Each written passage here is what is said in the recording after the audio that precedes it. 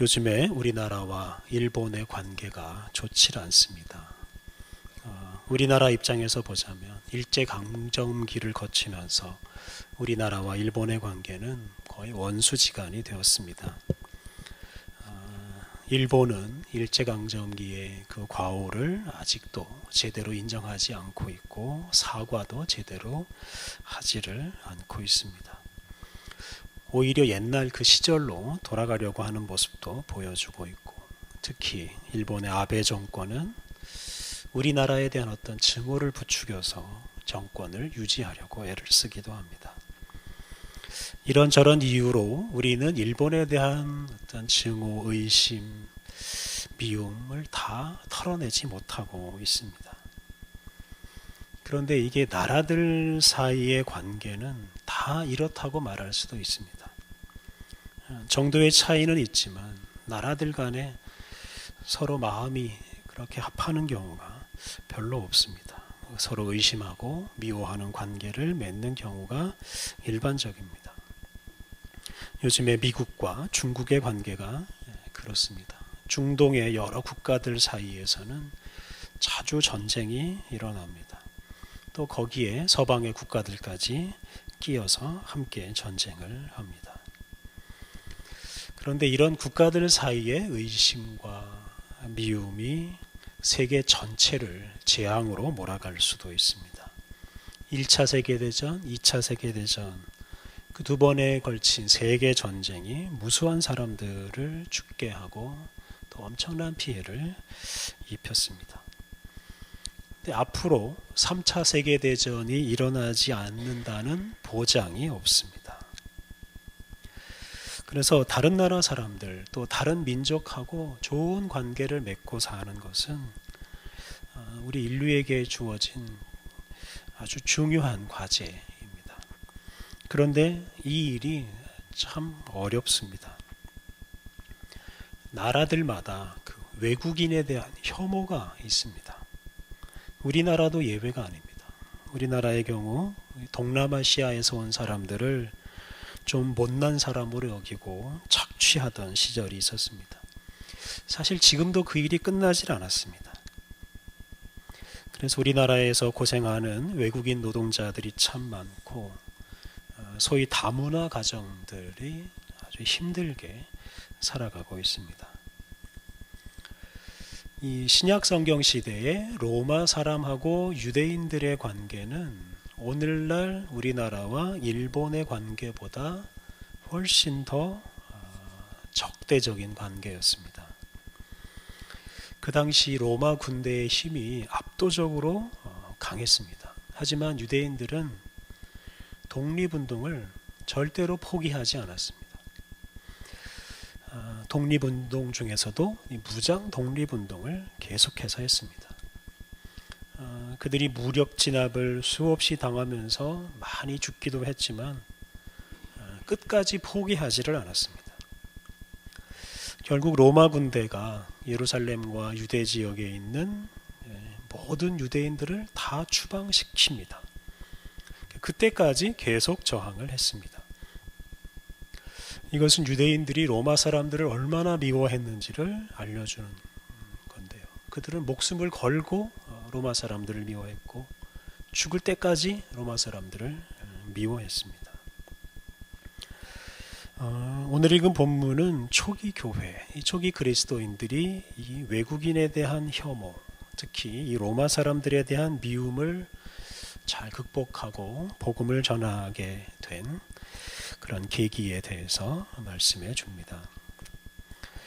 우리가 지난 시간에 묵상한 대로 스데반의 그 순교 사건 후에 예루살렘에 큰 박해가 일어났고, 그러자 예루살렘에 있던 교회가 예루살렘에 있는 그리스도인들이 유대와 사마리아 지역으로 흩어져서 복음을 전하기 시작했습니다. 이렇게 흩어져서 복음을 전하기 시작했는데 이 그리스도인들이 다 유대인들입니다. 그래서 이 유대인 그리스도인들이 사마리아 사람들이나 이방인들에게 복음을 전하기 위해서는 이 이방인들에 대해서 가지고 있던 편견과 미움을 잘 극복해야 했습니다. 지난 시간에 우리가 그 초대교회가 뽑은 7 지도자 중에 한 사람이었던 빌립이 사마리아에서 복음을 전하는 이야기를 묵상했습니다. 빌립이 사마리아에서 복음을 전한 후에 광야로 가서 에티오피아에서 온 관리를 만나서 그 관리에게 또 복음을 전합니다. 사도행전 8장 26절 이하에 그런 내용이 나옵니다. 그런데 이 빌립이 에티오피아 사람에게 복음을 전한 이 사건은 처음으로 유대인이 아닌 사람에게 복음이 전파된 사건입니다. 그리고 이것이 계기가 되어서 이 에티오피아는 일찌감치 복음화가 되어서 나중에는 기독교가 국교가 됩니다. 아프리카 최초의 기독교 국가가 바로 이 에티오피아입니다. 빌립은 지난 시간에 말씀드린 대로 헬라파 유대인이었습니다. 그래서 헬라어를 사용하는 사람이었고 아마도 이 헬라어로 에티오피아의 이 내시 에티오피아의 고위 관리하고 의사소통을 했을 것입니다. 빌립은 유대 지역이 아니라 다른 지역에서 주로 살았고 그래서 많은 이방인들, 주로 로마 사람들, 유대인이 아닌 사람들을 만나면서 살았고 그래서 유대인, 이 외국인들을 그냥 자연스럽게 대할 수가 있었습니다. 지난 시간에 말씀드린 대로 헬라파 그리스도인들을 통해서 복음의 문이 전 세계로 열리게 되었습니다. 그런데 이 예루살렘에 있던 베드로는 조금 다릅니다. 베드로는 갈릴리와 예루살렘에서 주로 활동했기 때문에 그는 헬라어를 할 줄 모르고 또 유대인들과만 관계를 맺고 살았습니다. 그렇기 때문에 베드로는 유대인이 가지고 있었던 그 이방인에 대한 편견을 그대로 가지고 있을 수밖에 없었습니다. 갈라디아서 2장 11절 이하 말씀을 보면 이 복음이 이방인들에게 아주 활발하게 전해지던 그 시절에도 베드로는 이방인들하고 함께 식사하는 것을 즐겁게 하질 못했습니다. 그냥 이방인들하고 밥을 먹으면 그냥 마음속 한편이 그냥 이렇게 꺼림칙했습니다. 그래서 이방인과 식사하는 것을 숨기려고 했습니다. 그만큼 베드로 같은 이 유대인 그리스도인들은 이방인에 대한 편견을 극복하는 게 아주 어려웠습니다. 오늘 본문은 베드로가 이방인에 대한 편견을 극복하기 시작하는 그런 계기를 마련해 줍니다. 오늘 본문 앞부분 9장 32절 이하 말씀을 보면 이제 베드로의 그 활동이 본격적으로 시작됩니다. 베드로는 예루살렘에 머물러 있지 않고 예루살렘을 떠나서 유대 여러 지역을 다니면서 복음을 전했습니다. 베드로는 초기 교회의 최고 지도자라고도 할 수 있는 사람입니다. 그런데 이런 사람이 화려한 사무실에 앉아서 결제하면 어울릴 텐데 그러질 않고 나그네처럼 이리저리 다니면서 복음을 전했습니다. 전설에 따르면 베드로는 나중에 로마까지 가서 거기에서 순교를 했습니다. 베드로도 사도 바울처럼 전 세계를 떠돌면서 참 많은 사람들을 만나면서 복음을 전했습니다. 그런데 베드로가 그렇게 세계 여러 지역을 다니면서 복음을 전하게 된 계기가 바로 오늘 본문에 나옵니다. 오늘 읽은 10장 1절부터 16절은 절반씩 둘로 나눌 수가 있습니다. 1절부터 8절은 하나님께서 천사를 고넬료에게 보내셔서 고넬료에게 말씀하시는 이야기이고 9절부터 16절 후반부는 하나님께서 베드로에게 말씀하시는 이야기입니다.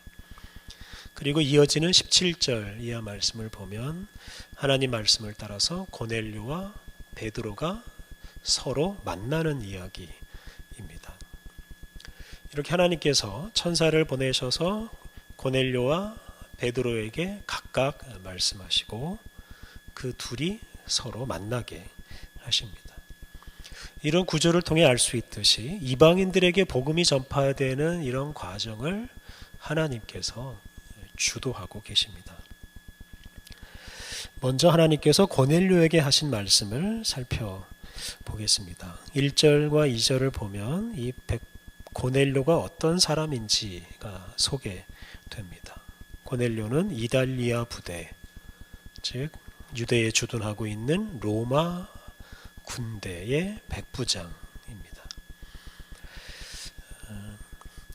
유대인이 미워하는 이방인 중에서도 가장 미워하는 사람이 바로 로마 사람이고, 로마 사람 중에서도 가장 미워하는 사람이 바로 군인입니다.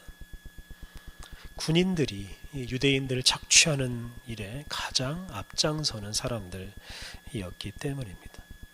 그래서 이런 군인들은 유대인들에게는 무조건 나쁜 사람들입니다. 그런데 알고 보니까 이 고넬료가 나쁜 사람이 아닙니다.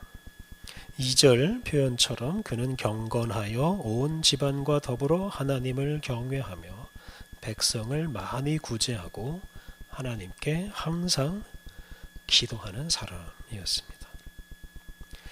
그 당시에 일반적으로 로마 사람들은 유대인들을 착취하고 학대했습니다. 그런데 고넬료는 그런 사람이 아니었습니다.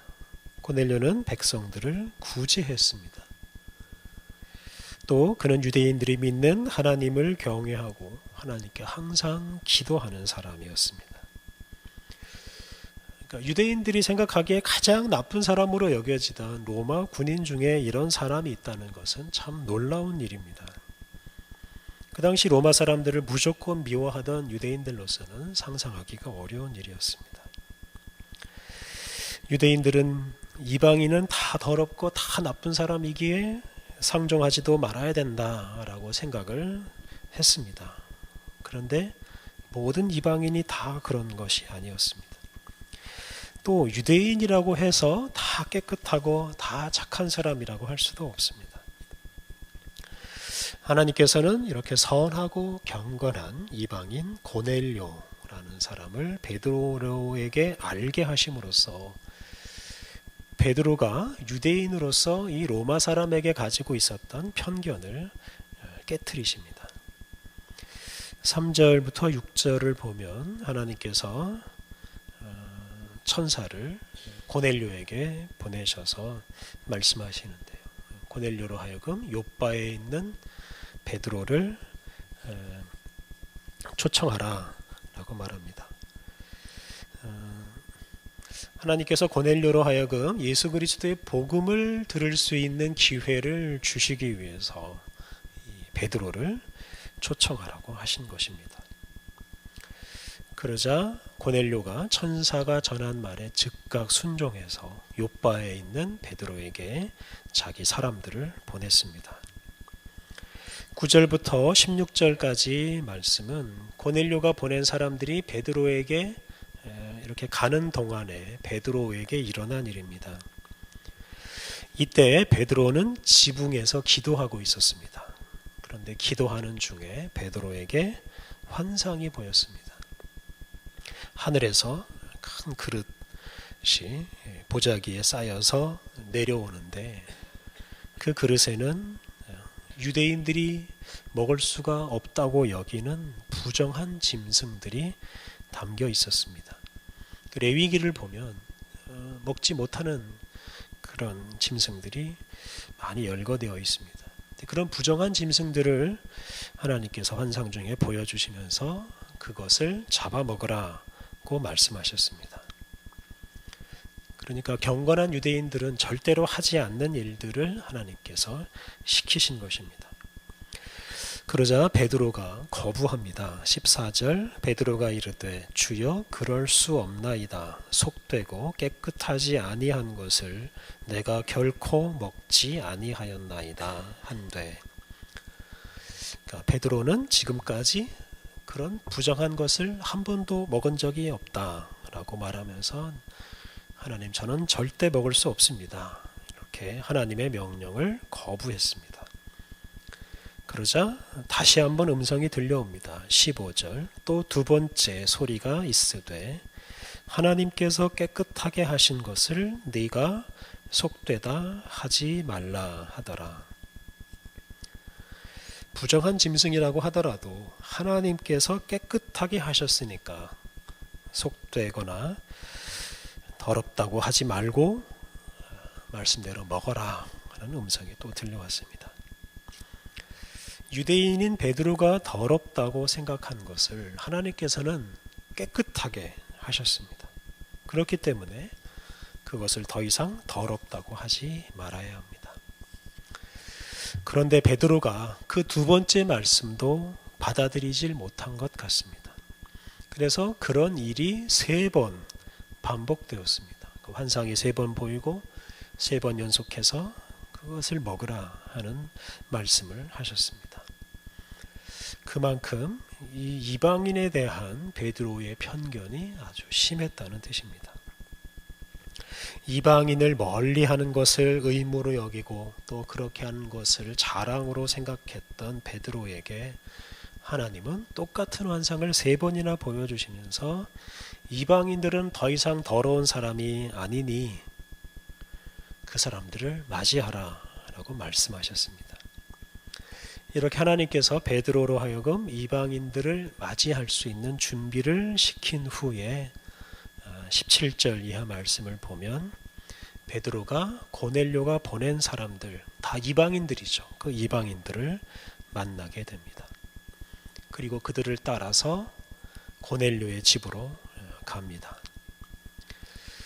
유대인과 이방인의 만남이 그래서 이루어지게 됩니다. 그 당시에 경건한 유대인들은 절대로 이방인들의 집에 들어가지 않았습니다. 들어가면 그게 율법을 어기는 것이기 때문에 목숨을 걸고 이방인과 함께 하지 않았습니다. 하지만 이런 하나님의 역사로 그 만남이 이루어지게 되었습니다. 네, 또 그 이후의 말씀을 보면 베드로는 고넬료와 고넬료의 가족들에게 예수 그리스도를 전합니다. 이 예수님의 복음을 전합니다. 그리고 고넬료의 가족들은 그 말씀을 아주 기쁘게 받아들입니다. 그러자 그 이방인들, 그 고넬료의 가족들에게 성령님께서 임하십니다.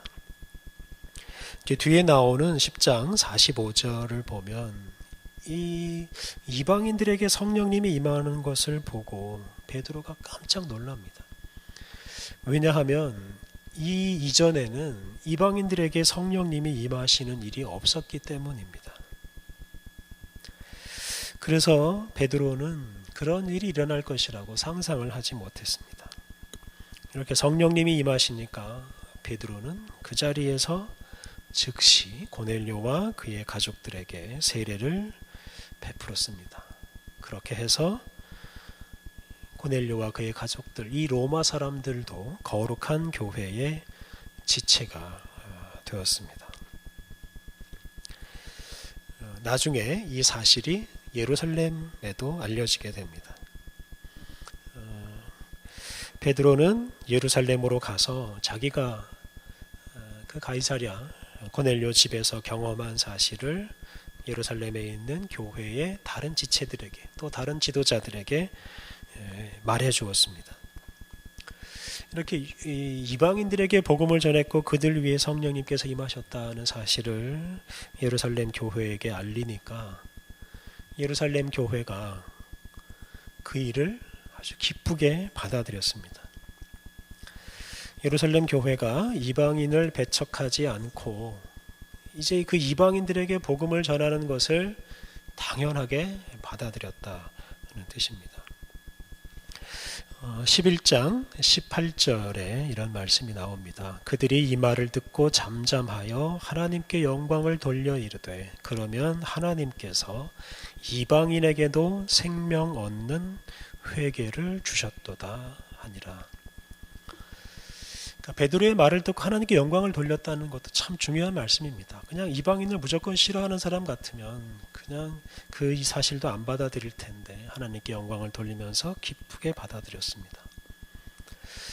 그리고 그 당시 교회가 이렇게 해서 이방인에 대한 전도를 공식적으로 인정하게 되었고, 이후로는 이방인들에게 가서 복음을 전하는 일이 아주 자연스러운 일이 되었고, 이방인 선교가 본격적으로 이루어지게 됩니다. 그리고 교회는 더 이상 유대인들의 교회가 아니라 온 세계 모든 민족의 교회가 되기 시작합니다. 오늘날 유대교는 여전히 민족 종교입니다. 그러니까 유대인, 민족적으로 유대인인 사람만 믿는 종교가 유대인이고, 유대인이 아닌 사람은 유대교를 믿을 엄두를 내지 못합니다. 만약에 오늘 본문 당시에 베드로가 하나님의 역사를 거부하고 이방인에게 복음을 전하지 않았더라면 기독교가 그냥 유대교의 아류 종교로 남아있을 것이고, 아마 그렇게도 남아있지 못했을 수도 있을 것입니다. 민족 간의 경계를 뛰어넘는 일은 참 어려운 일입니다. 복음이 유대와 사마리아를 넘어서 이제 다른 민족에게 전파되어야 하는데 이게 쉽게 이루어진 것은 아닙니다. 오늘 본문에 나오듯이 하나님께서 친히 개입하셔서 그 이방인들에 대한 편견과 경계를 허물어 주셨고, 또 사도 베드로와 예루살렘에 있는 교회 지도자들이 이러한 하나님의 역사를 잘 받아들이고 잘 순종했습니다. 그래서 복음이 온 세계 모든 민족에게 전파되기 시작했습니다. 이 세상에 복음이 필요하지 않은 사람은 하나도 없습니다. 인종이나 민족이나 국적에 관계없이 모든 사람에게 예수님의 복음이 필요합니다.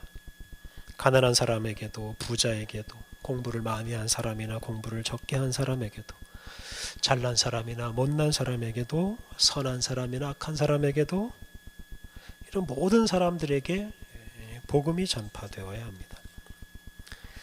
그렇기 때문에 우리는 결코 사람에 대한 편견을 가져서는 안 됩니다. 누구를 만나든 그 사람에게 복음과 예수 그리스도가 필요하다라고 여기고 그 사람에게 복음 전하는 일에 집중해야 됩니다. 그 사람이 이런 사람이다 저런 사람이다 판단할 필요가 없이 오직 그 사람에게 복음을 전하고 예수 그리스도의 사랑을 전하려고 애를 써야 합니다. 교회는 결코 어떤 특정 국가나 특정 민족의 교회가 되어서는 안 되고, 교회는 특정 계층의 교회가 되어서도 안 됩니다. 교회는 모든 사람들을 위한, 또 모든 민족을 위한 교회가 되어야 합니다. 우리가 그런 교회를 이루기 위해서는 계속해서 우리가 쌓고 있는 이런 경계와 담을 다 허물어야 합니다. 우리나라에 있는 외국인들에게 우리들이 마음을 열어야 하고, 또 교회 밖 사람들을 대할 때도 그들이 다 하나님께서 깨끗하게 하신 사람들이라고 여기고 그들을 향해서 늘 마음을 열어야 합니다. 하나님은 우리들이 그렇게 마음을 열고 또 모든 경계를 뛰어넘어서 모든 사람들을 만나고 그들에게 복음을 전하기를 원하십니다. 우리가 만나지 못할 사람이 없습니다. 우리가 만나지 못할 만큼 더러운 사람은 없습니다. 이런 하나님의 뜻을 따라서 모든 사람들을 만나고 또 그들을 섬기고 그들에게 예수님의 복음을 전하면서 살아가야 하겠습니다. 우리 함께 기도하시겠습니다.